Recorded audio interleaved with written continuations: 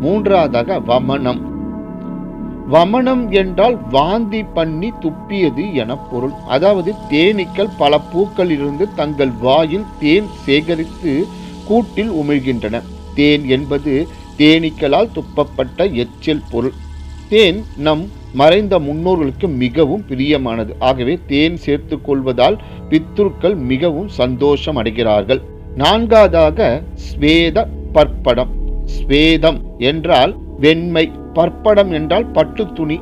பித்ருக்களுக்கு வெண் நிறமுடைய பட்டு துணி மிகவும் பிரியம். ஆகவே கர்த்தா ஸ்ராதத்தின் போது வெண்ணிற பட்டு வேஷ்டி கட்டி கொள்வதும், ஸ்ரார்த்தத்தில் சாப்பிடுவதற்கு வெண்பட்டு தந்து அதை கட்டி கொண்டு சாப்பிட செய்வதும் பித்ருக்களுக்கு சந்தோஷத்தையும், ஸ்ரார்த்தம் செய்பவருக்கு நீண்ட ஆயுளையும் பெற்றுத்தரும். ஐந்தாவதாக தௌஹித்ரஹ.